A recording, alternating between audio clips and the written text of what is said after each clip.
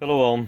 Today's video is going to be about learning how to make dorky little science projects that are still a lot of fun. Sometimes you'll have leftover parts from other projects, such as this trailer light with a power lead, and the negative side of the assembly is this mounting location, which is negative for the circuit. Okay, so I've got this trailer light that was from a previous project because I switched over to LEDs. Okay, so all in all, sometimes you'll find that you'll switch from one system to another. Okay, so pretty much what happens is you'll end up creating something similar to this.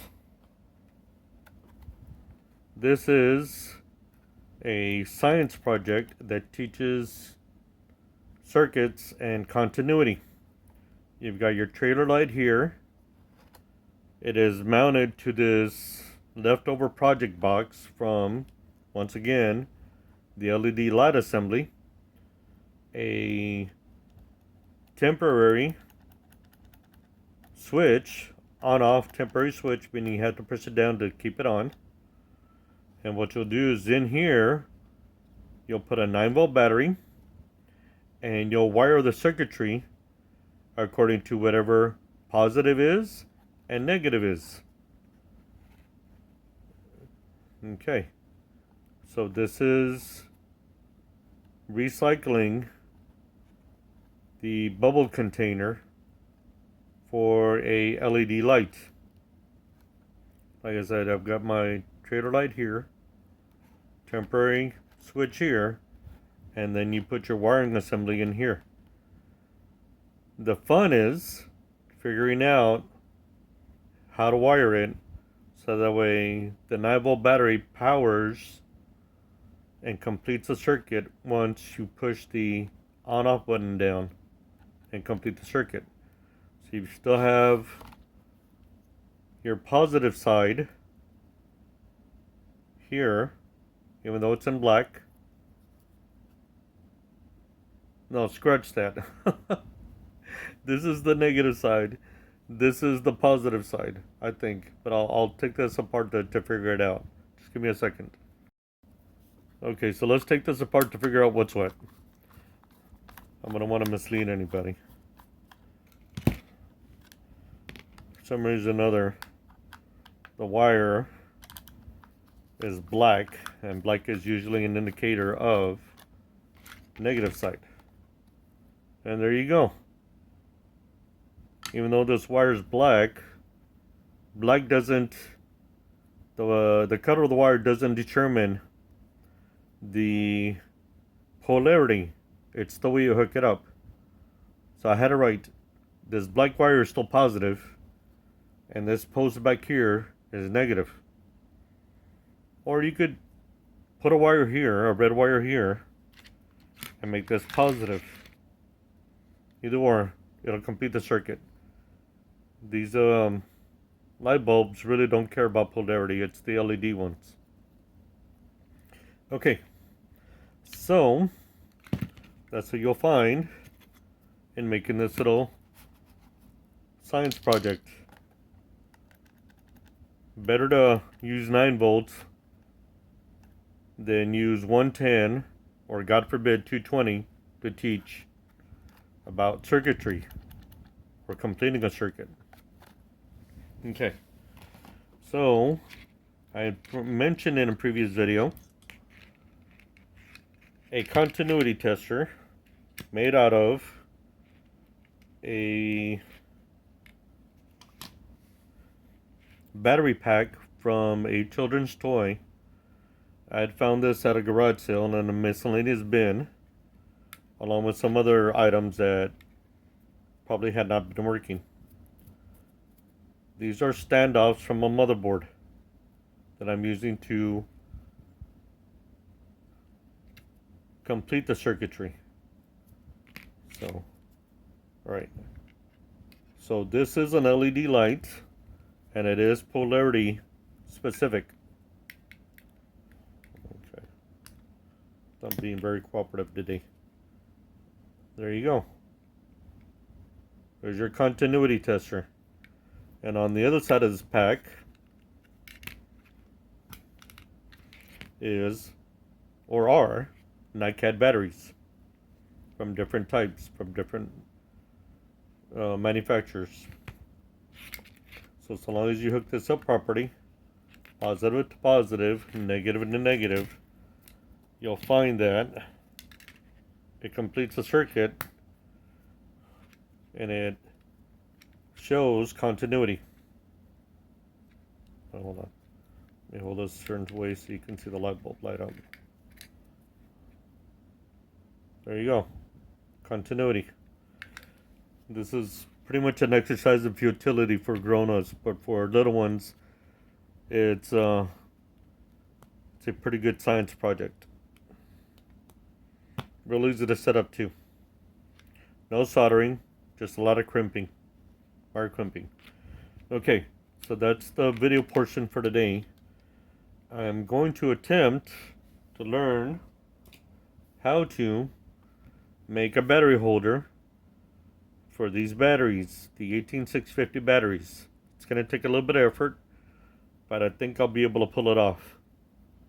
Okay, so I know, yeah, you can go out and purchase them off the internet, so on and so forth. But the challenge is taking your skill sets and learning how to do it from scratch. Because one of these days, you might have to learn. Even though you can go down to, I believe, I'm trying to remember if any local stores had these battery holders in, and they don't. You have to literally order them off the internet. And I'd failed to mention, but these batteries, you don't have to scavenge them from previous battery packs. You can order these off the internet, 18650 batteries. Color is not specific. It's just the color that was chosen by the manufacturer for this particular battery. You can order them in pink, blue, red, black, white, whatever color is available. Okay. So, pretty much what I'm going to need is a paint stick, the battery itself, a caliper for measuring the dimensions of the battery. Okay. You'll want to measure the diameter for width, even though it's diameter for width. And trust me when I tell you this, you'll want to put paper tape on the ends so you can measure length. If not, just do this. Don't touch positive and negative. It'll complete the circuit and it'll make this battery very angry. It'll get hot really quickly.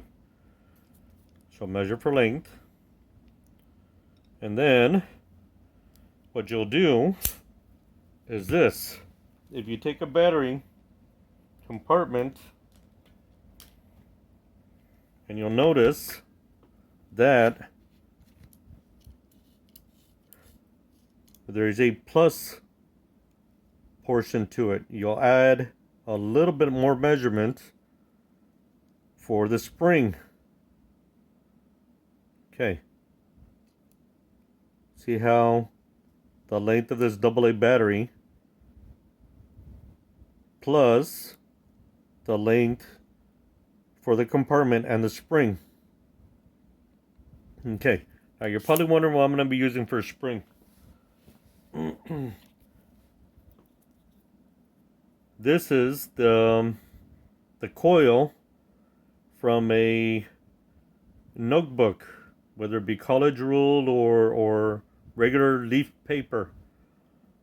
Once your notebook is used up, you'll find out these coils can be used for a lot of science projects. As a matter of fact, I have an alligator clip on this one, and I'm trying to remember as to the reason why.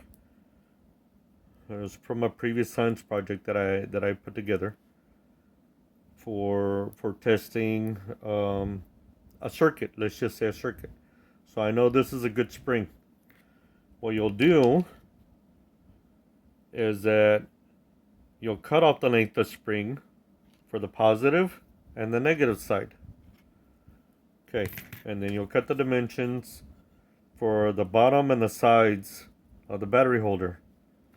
Then you'll take your trusty hot glue gun and you'll make a battery holder for this. Now I know I've got a battery holder here somewhere on my bench, but it is a battery holder that recharges these batteries.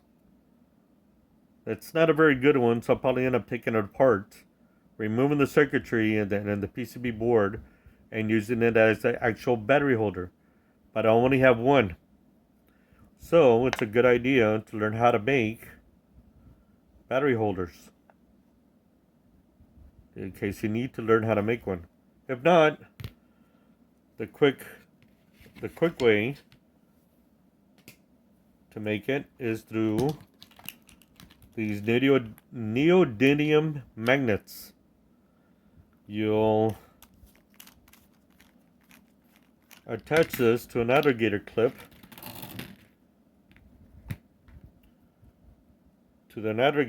and then you'll just put it on the positive and then on the negative side. So you'll put the alligator clip on this, and with enough of a dimension you'll end up using the battery holder in this manner to complete the circuit. Okay, one other thing you'll possibly need, because is a multimeter, so that way you can check for the capacity of the battery itself. Okay, to make sure that it's enough to power your project or your science project or whatever you need to set up. Okay, so that's the video for the day. There was a lot of bonuses in here, so I'm not gonna separate them all out. Really, the bonus is just learning different skill sets and putting things together. And yes, once again, I know battery compartments are available on the internet. So long story short, I'd rather learn how to make one, just in case. Whether it's for a 9-volt battery, a AAA, a AA, or this 18650 batteries. So y'all have a good day. We'll see you in the next one.